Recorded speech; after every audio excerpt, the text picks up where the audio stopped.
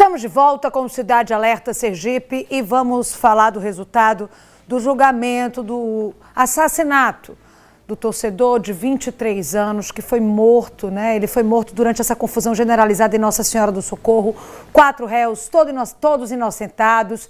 Entre os argumentos da defesa está a contradição aí do depoimento das testemunhas, inclusive uma delas confessou que foi ameaçada para dar um depoimento falso. Vinícius Mecenas, traz para mim quais os elementos usados pelas defesas, para inocentar esses 4 réus. Boa noite. Olá, Mariana, muito boa noite para você, para todo mundo que está com a gente aqui no Cidade Alerta, na TV Atalaia.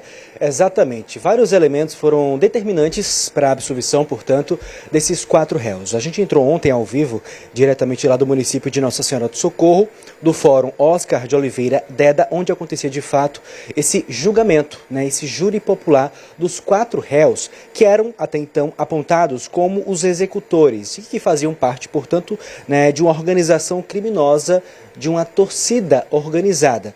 Houve, de fato, essa briga, né, há cerca de 2 anos e meio atrás, uma briga envolvendo torcidas organizadas, o que culminou na morte do jovem Luiz Henrique, que à época tinha, portanto, 23 anos. Então, foi aberto um inquérito policial e tudo mais. Inicialmente eram 9 pessoas investigadas, 5 delas foram, né, não foram para júri popular, apenas 4, e essas 4 ontem foram absolvidas. Foi um julgamento que durou muito tempo, começou cerca de 8 horas da manhã e se encerrou já perto da 1 hora da manhã, né, dessa madrugada, portanto, da quinta-feira. E quem vai poder explicar um pouco mais para a gente é o Corpo de Advogados que se faz presente. Ontem, 4 réus eram julgados, entre eles o Ilevi da Silva Souza, o Raulis Antony Xavier da Silva, o Rafael Leonídio Silva dos Santos e também o Lázaro Vitor Xavier Félix. Deixa eu começar aqui primeiro com o Edson Teles, né, que representou os interesses do Rafael Leonídio. A pergunta que não quer calar é essa, né? Quais foram os elementos que foram determinantes para sustentar, portanto, essa defesa e levar à absolvição do seu cliente? Boa noite, bem-vindo. Boa noite, Vinícius. Boa noite, Mariana. Boa noite a todos os telespectadores.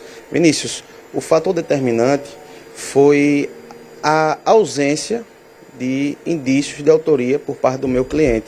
Inclusive, essas informações foram corroboradas com testemunhas, inclusive testemunhas de acusação, que não identificaram o meu cliente no local do crime, muito menos praticando qualquer golpe em desfavor da vítima. Inclusive, as testemunhas de defesas, no momento que foram ouvidas, alegaram que Rafael estava próximo, porém ele tinha ido comprar um acarajé com a esposa e 2 sobrinhos menores. E um fato que chamou importante, que eu acredito que foi determinante para poder a defesa conseguir a absolvição do mesmo, é que na época em questão, o meu cliente estava com a clavícula fraturada, inclusive usando tipóia. Então seria impossível estar com essa fratura e praticar um crime tão bárbaro como esse. Então, precisaria ter uma individualização das condutas, que não foi realmente achado qualquer indício, qualquer prova em desfavor do mesmo, e graças ao bom trabalho técnico da defesa, a gente conseguiu que o Conselho de Sentença reconhecesse as teses de defesa e, consequentemente, absolvesse o Rafael Leonídio. Como é que funciona, portanto, na prática, a liberação de uma pessoa que era ré, né, e depois é absolvida? De lá eles já foram liberados para ir para casa, teve que voltar para o presídio, né, para finalizar mais algum tipo de procedimento? Então, no caso do meu cliente, ele já se encontrava em liberdade no momento que antecedeu a pronúncia, a gente conseguiu revogar a prisão dele, ele não estava preso. O que aconteceu com ele foi que ontem mesmo, na verdade, hoje pela manhã, a juíza da terceira vara expediu consequente liberação, um alvará de soltura, qualquer impedimento que ele pudesse ter, e ele se encontra livre, leve e solto, e agora continuará ajudando sua família, trabalhando da maneira que sempre trabalhou, até porque a gente sempre soube que o Rafael Leonídio era inocente. Muito obrigado, tá, por sua participação. Aqui comigo também está o Anselmo Júnior, que representa os interesses de 2 dos então acusados, o Ilevi da Silva Souza e o Raulins Antony Xavier da Silva. Doutor, qual é a sua avaliação em relação à finalização, portanto, né, e o resultado desse julgamento? Boa noite, bem-vindo. Boa noite, Vinícius. Boa noite, Mariana. Então, o resultado final é uma satisfação, né, pela tese defensiva ser ser acolhida, né, pelo Conselho de Sentença na sua integralidade, porque desde o início a gente vem trabalhando nesse processo. Quando foi ventilado a suposta participação dos nossos constituintes, tanto o Elevi como o Raulins, a gente teve postura colaborativa, a gente esteve na DHPP, a gente entregou elementos que colaborava, Vinícius, com a investigação. Então, mesmo assim, entendeu a autoridade policial que havia indícios onde testemunhas oculares, né, que estavam no momento, quando ouviram em delegacia, apontaram, né, meus constituintes como participantes, pessoas que teriam supostamente agredido a vítima. Então, no momento da instrução, que tem a oportunidade do contraditório, essas versões elas não se sustentaram. Então, quando teve a oportunidade da gente inquirir, da gente fazer perguntas, ainda teve uma situação daquela testemunha que falou em sede policial que o Ilevi teria participado, que teria visualizado ele agredido. Ele negou essa informação, inclusive respondeu, foi processado e condenado por crime de falso testemunho devido à informação que ele prestou.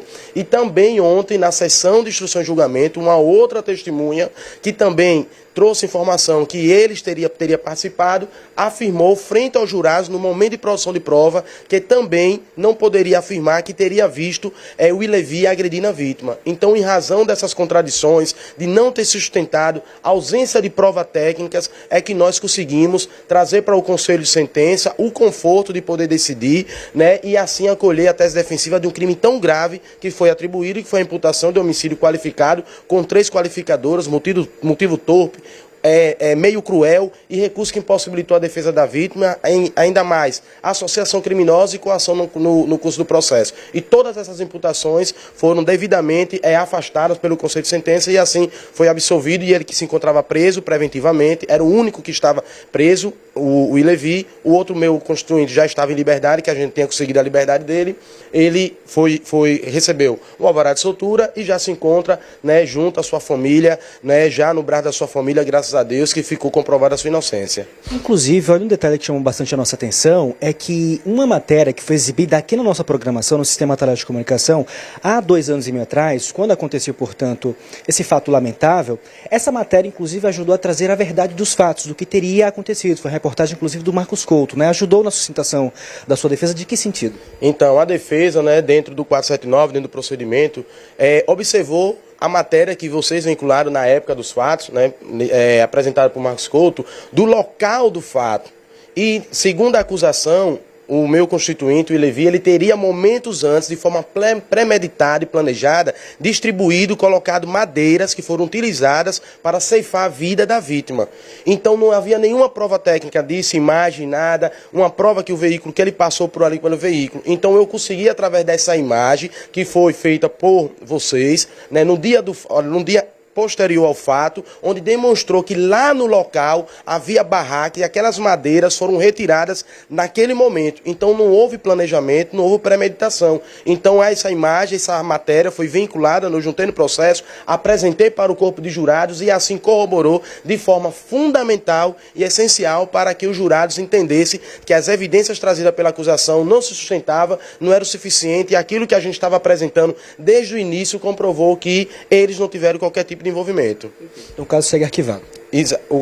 Nesse caso não houve arquivamento, né? Então o caso, né, houve, né, o julgamento, né, não é caso de arquivamento. Depois agora com, né, resultado, né? Após o resultado, se não houver recurso, que a gente vai aguardar, que está dentro do prazo, são 5 dias, então para que ver se o Ministério Público irá apresentar o recurso ou não, que até agora não se manifestou se vai apelar ou não. Se não houver apelação, vai transitar em julgado e assim o caso será devidamente arquivado. Ou seja, se for para entrar com recurso, vai caber ao próprio Ministério Público, uma vez que a família não colocou nenhum tipo de advogado. Exatamente, é um feito que, como foi inclusive, né, noticiado ontem, a família não esteve presente no plenário, não constituiu a cena de acusação, então somente o Ministério Público, que representando, né, como é o titular da ação, é o titular para poder agora, se trouxer inconformismo com o resultado, poder apresentar a apelação. Olha, muito obrigado também, Anselmo, agradeço a sua participação, aqui também ao Edson Teles e Mariana. Então, portanto, todos foram absolvidos, vai caber ao Ministério Público, já que a família não esteve presente, não colocou nenhum advogado de defesa para representar os interesses deles, vai caber ao Ministério Público, dentro desse prazo, saber se eles vão entrar ou não com recurso. Se entrar, né, o caso vai dar continuidade. Caso contrário, esse caso do Luiz Henrique, de 23 anos, que foi morto durante uma briga da torcida organizada, vai ser arquivado. Eu volto com você. Te agradeço, Vinícius. Agradeço também aos entrevistados pela presença.